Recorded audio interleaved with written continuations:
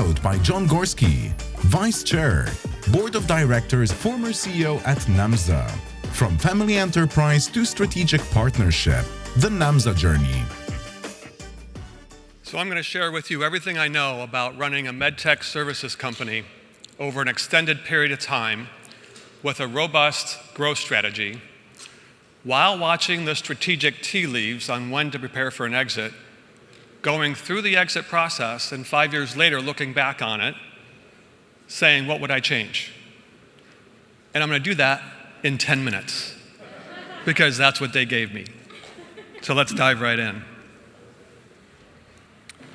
So a little bit of brief history. Uh-oh.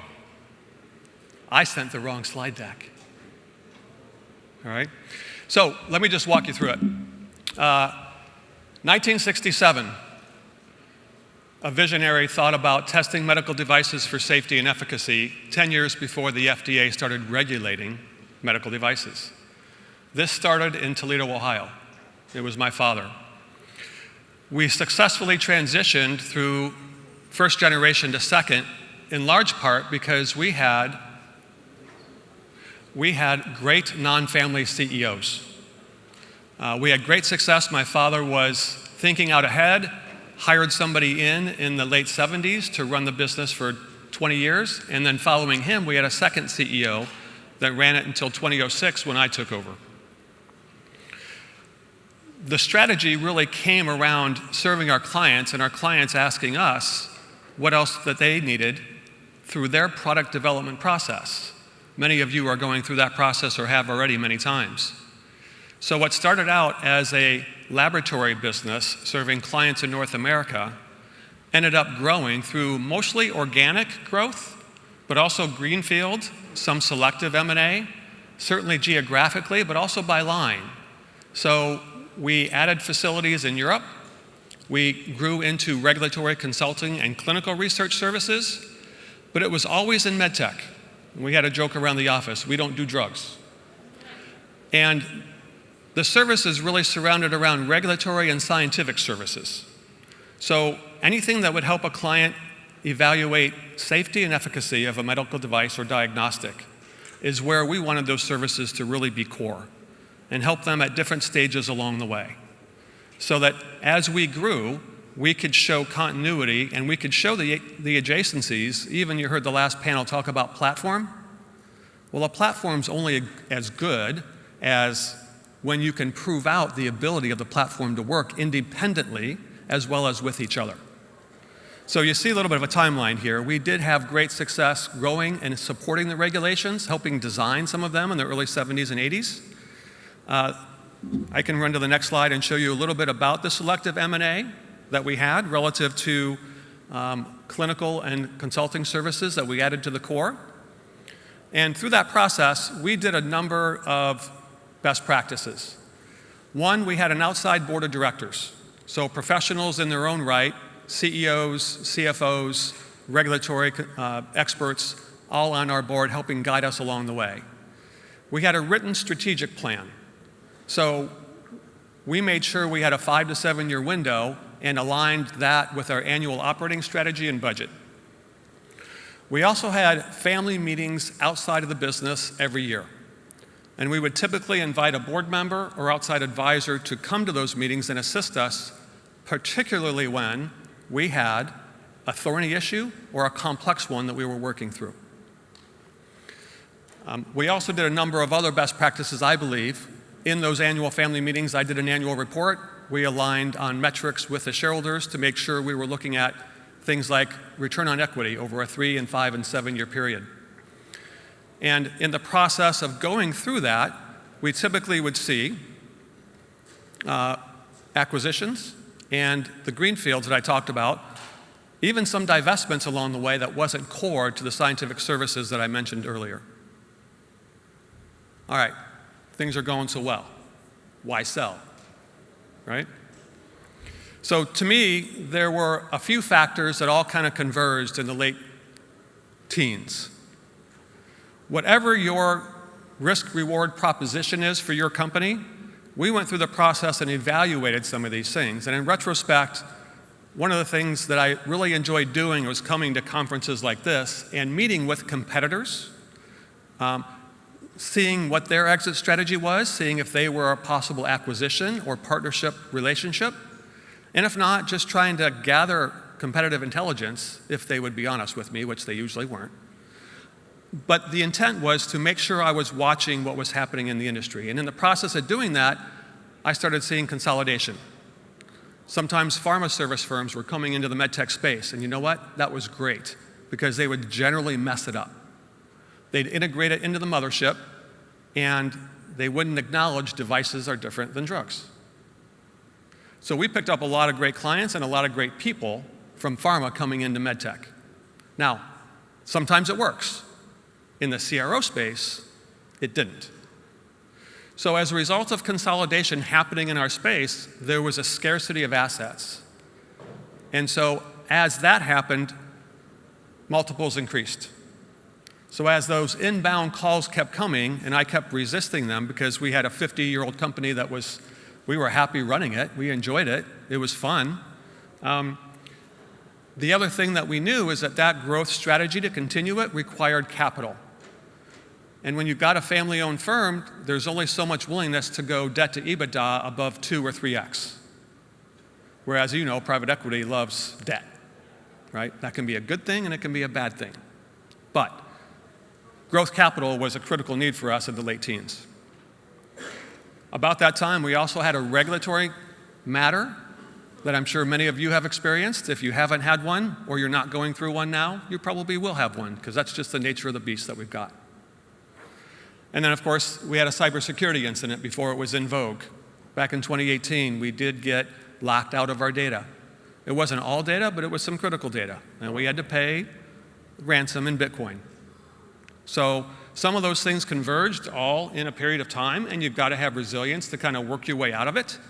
But because that risk-reward proposition was changing, we thought it might be time to consider a strategic partner. So look, I'm going to, you probably can't see all this in here. This is just a timeline. It started in late 2019, and it just so happens it happened to be before JP Morgan, so yes, there was a leak in the process. As much as you try and tie things up with confidentiality and otherwise, it just doesn't always work through, well, someone's fault, but not the internal team's fault. Of course, COVID happened in March of 2020. We had a deal about 90% negotiated right during COVID, and everything stopped. So we started asking ourselves, was this meant to be, right? Fast forward a little bit over the summer, because we were in healthcare, we weren't as affected as many other businesses were, so we restarted the process again. But that party that was back there in March reduced their value because they wanted to buy it cheap. So we said no, and we talked to some other groups. So you go through this whole process and you kind of wonder a year later, is it worth it, right? Is it meant to be? And there was another LOI that we had in the middle of it as well. So there's a lot of ups and downs, there's a lot of emotional content that goes along with that, and you've got to be able to be resilient to get through those steps and see the end game for what it is. All right. Was it worth it? Sitting here today, yes. Back in the day, ooh, it's tough.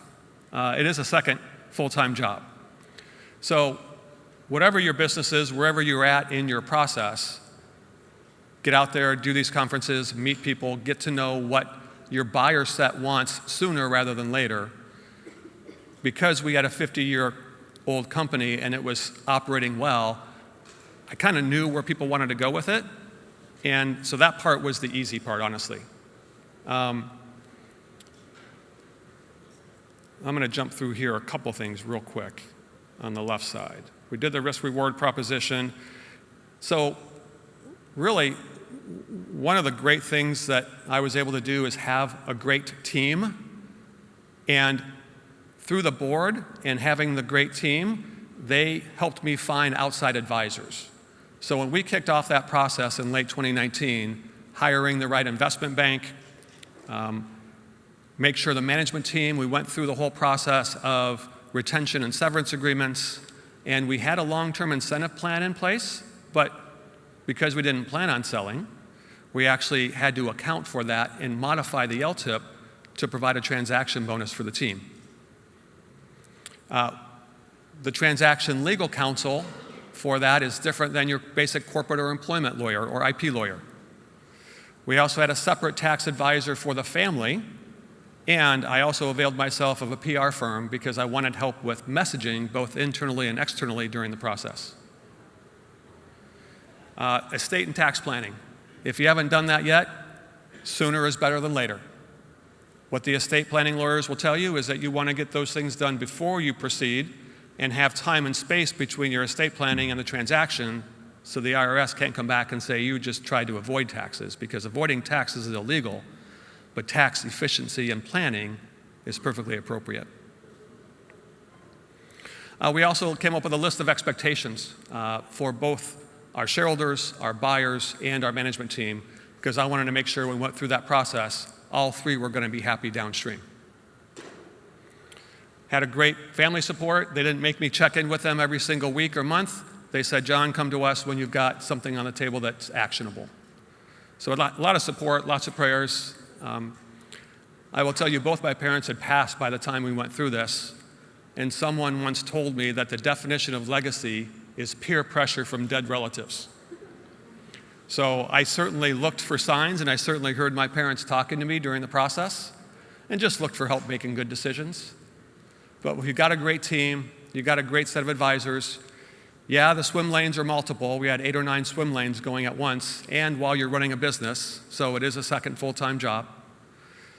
So there's a lot going on during this period of time, and it wasn't, in our case, just a 3 or 6 month process. It ended up being a year. So going through and juggling all those different things and really coming to the reconciliation that, you know what, if we got to keep running the business, we'll keep running the business, because it's a great business. We enjoy doing it. We enjoyed the people we work with, and we enjoyed seeing the therapies that our clients were making, helping improve patients that you all are doing.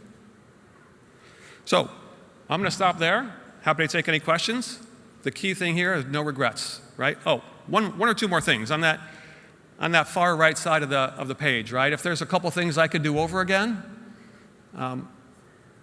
one is my private equity sponsor that bought in at the end of the day. They said, John, trust us on the long-term incentive plan for the team downstream. We'll take care of it. They did do that, but it took a year, and that made the team nervous, right? Anybody going through a change in control that's not the CEO wants some pathway out if it comes to that, if the buyer doesn't want them there. So having a good retention and severance agreement, having a good long-term incentive plan helps them with that runway and feel comfortable and confident that the buyer's not going to upset the apple cart. Regulatory filings, we had those to do as well.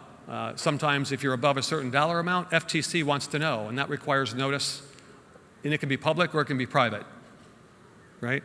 And then I think lastly, for me, I did not renegotiate my employment agreement before we closed. I should have. It would have been more clear to each party what they expected of me. I gave them a year in transition so they could find their own successor, but that happened a little faster, and they didn't want to pay me the rest of the year. So we go through those learning moments, and we figure that out on the fly sometimes. Those are the couple of things I would do different. All right, let me stop there, see if you all have any questions. Happy to take some if I can. My niece, Ivani Franklin. My name's Ivani. Good to meet you. Okay, a couple of questions regarding the exit. Can you share your experience with how you remained on the board, how you retained that board seat through the exit, how you rewarded those that you mentioned helped you through the exit, whether those be A shareholders or, did they receive any lump sum or money, or you mentioned an LTIP issue, and then to your point about employment and setting those expectations, staying either on the board or as CEO, how did you manage that? All right, there's a lot built into all that. Let me reframe the questions. How do I stay on the board? How do we handle the LTIP for the management team? Yep. And downstream, setting expectations. Yep, and A share report. A share report, okay. So really, staying on the board, that was a function of the family rolling over a significant percent of the proceeds from the first transaction. And so the partnership agreement that we had with our private equity sponsor was, all right, there's going to be a 9-person board, Gorski family gets 2, and that was typically proportionately related to the percent ownership that we had in the company, right? So they asked me to be on the board, asked me to be vice chair, and asked me to be chair of the M&A committee because of my network and relationships in the industry. So that was an easy conversation because they put some thought into that before they approached me, right? But I didn't want to be CEO anymore. They asked me to, and I said no. I didn't want a new boss at this point in time in my career. Management team-wise, I paid the management team their rightful share for the transaction, but then private equity came in with a bonus plan or transaction bonus for them at the next turn. For those of you that may not know, private equity looks at a couple transactions over a period of 5 to 10 years, right? First one might pay you 80 or 70% of it. Next one might pay the 20 or 30 that remains, right? But they're looking for a return on their investment as well, and they want to allocate time for that management team as part of that pool, right? But that's always a function of either MOIC or IRR, right? And then in terms of class of shares, that was all kind of structured in the asset purchase agreement that we went through those negotiations between LOI and an end. And Class A share was for cash. Class B share was for rolled shares, including the Gorski family, as well as any follow-on acquisition. And then C shares were for the management team.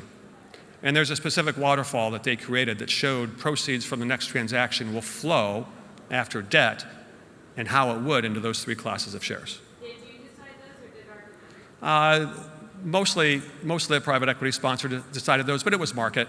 We had our own transaction counsel. They said, yes, this is pretty common. So thank you. They're telling me my time is up. Thanks very much. I'm happy to take any more questions outside.